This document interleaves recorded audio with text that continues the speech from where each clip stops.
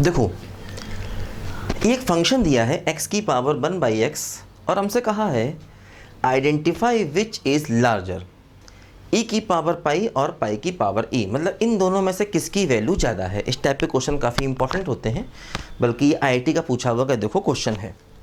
देखो ध्यान दो, जैसे e की पावर पाई क्या होगा 2.71, पाई 3.14, पाई की पावर e 3.14 है ना, और 2.71।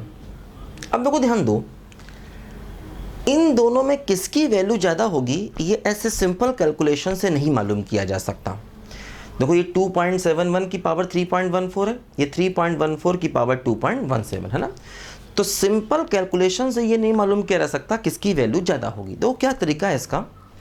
देखो इस क्वेश्चन का मेथड ये होता है, जैसे हम इस फंक्शन को x की पावर x मान लें और इसको डिफरेंशिएट करके हम इसका इंक्रीजिंग डिक्रीजिंग मालूम करने की कोशिश करें। देखो क्या होगा, ध्यान दो यहाँ पर। देखो जैसे अगर हम इसका डिफरेंशिएशन करना चाहते हैं, देखो मैंने बताया था एक्चुअली ये वेरिएबल की पावर वेरिएबल है ना, तो जब ये वेरिएबल की पावर वेरिएबल है देखो, तो इसका डिफरेंशिएशन करने का तरीका देखो मैंने क्या बताया था, इसको हम ऐसे लिख सकते हैं e की पावर है ना log x की पावर 1/x। देखो ये हो गया y इक्वल टू e की पावर 1/x आगे ले लो है ना, और log x बेस e। देखो इसको ऐसे लिखा जा सकता है ना, इसको देखो हम लोग इस तरह से लिख सकते हैं। e की पावर मैंने बताया था e की पावर log बेस e, ये वही इसके बराबर होगा, क्योंकि ये log का अपना एक कॉन्सेप्ट है, क्या होता है a की power log b base a बराबर b है ना। देखो ये log का अपना एक कॉन्सेप्ट है, ध्यान दीजिए, ठीक है। इसको ऐसे लिख सकते हैं, log m की पावर है, इसको आगे ले आए। अब देखो जैसे अगर हमें करना है इसका डिफरेंशिएशन, तो देखो क्या होगा, देखो जैसे ये e की पावर x का डिफरेंशिएशन वही रहेगा है ना, और जिसको x माना है उसको हम दोबारा से कर देंगे, क्या है बोलो, log x/x।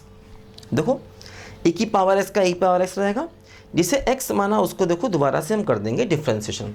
देखो क्या होगा यहाँ पर, ध्यान दो, देखो जैसे dy/dx, देखो ये हो गया e की पावर 1/x है ना। देखो इसको हम, देखो ये जो टर्म है ना, इसको हम फिर से ऐसे लिख सकते हैं, e की पावर log x की पावर 1/x बेस e, तो x की पावर 1/x, इसको देखो हम लिख सकते हैं फिर से है ना।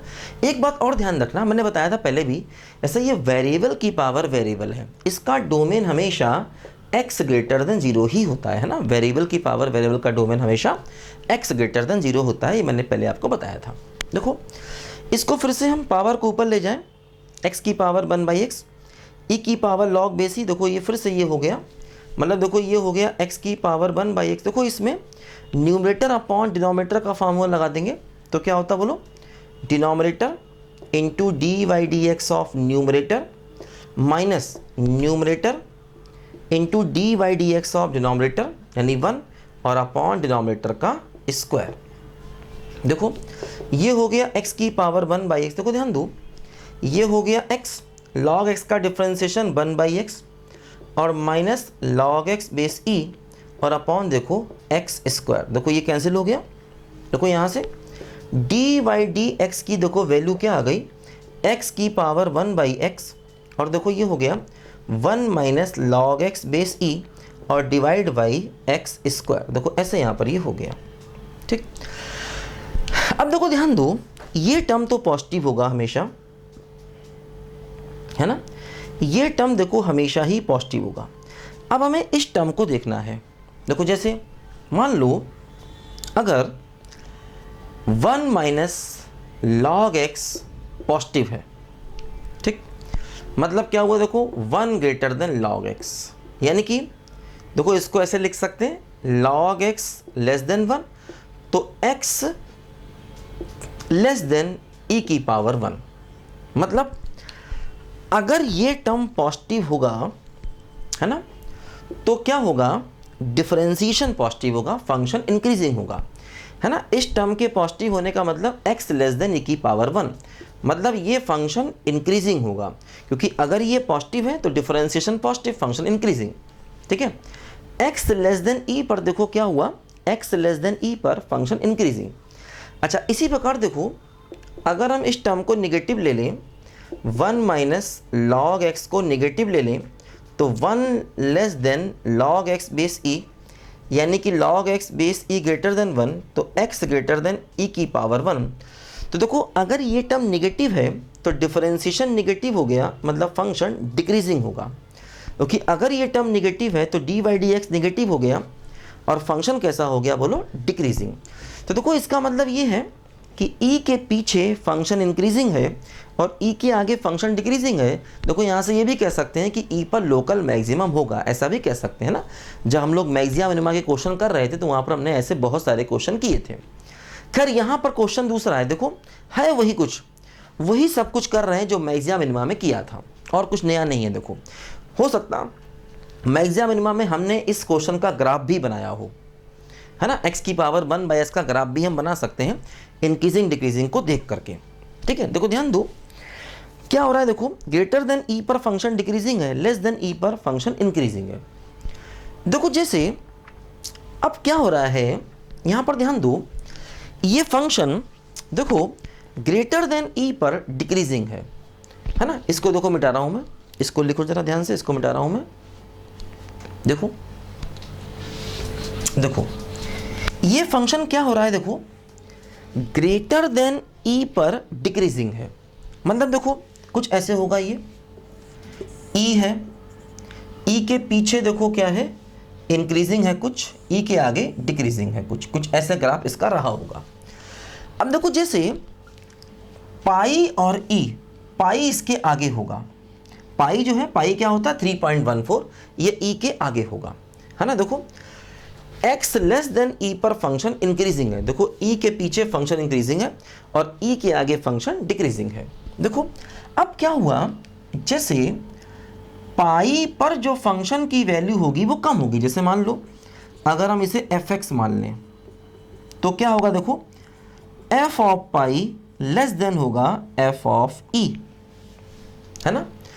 देखो, इस फंक्शन में क्या हुआ, पाई ज़्यादा है, e कम है, तो पाई पर फंक्शन की वैल्यू कम होगी, है ना, क्योंकि देखो फंक्शन डिक्रीज कर गया, पाई पर फंक्शन की वैल्यू कम होगी। या ऐसा कहें कि देखो पाई पर फंक्शन की वैल्यू है क्या, देखो पाई की पावर 1/पाई और e की पावर 1/e। देखो, x की जगह पाई रख दें तो पाई की पावर 1/पाई लेस देन e की पावर 1/e।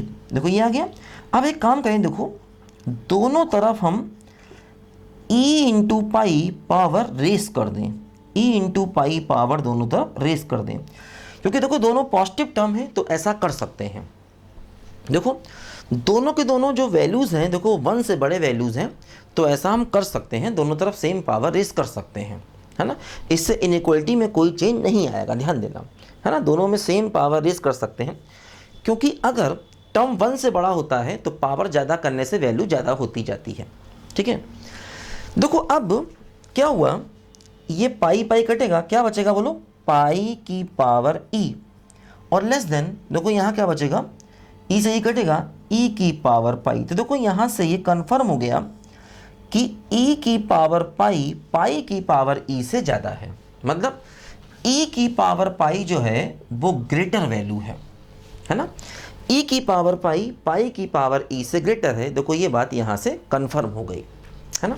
तो देखो ऐसे यहाँ पर और भी नए नए क्वेश्चन बन सकते हैं, जैसे वो हमसे ये पूछ सकता था, है ना, जैसे वो हमसे ये पूछ सकता था कि 100 की पावर 101 और 100 की पावर 100, इन दोनों में कौन बड़ा होगा, तो वो भी सवाल यहीं से किया जा सकता था, क्योंकि वहाँ पर एक टर्म लेते 100 और एक लेते 101, है ना, और देखो दोनों ही टर्म इसके आगे होते हैं, है ना।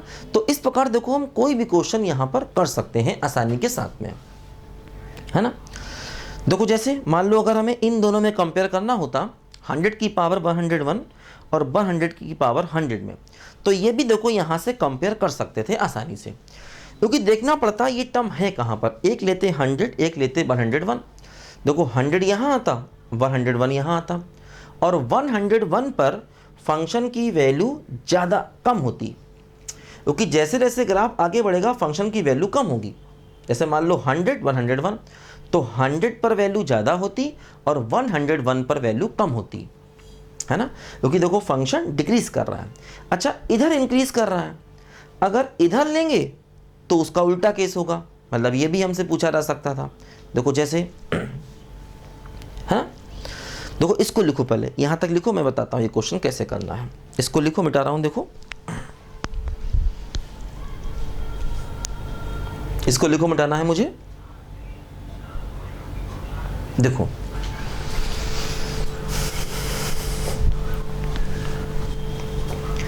जैसे मान लो हमें अगर इन दोनों में कंपेयर करना होता 100 की पावर 101 और 100 की पावर 100 में, देखो क्या हो रहा है, जैसे जैसे हम आगे बढ़ रहे हैं फंक्शन डिक्रीज कर रहा है, फंक्शन डिक्रीज कर रहा है ना।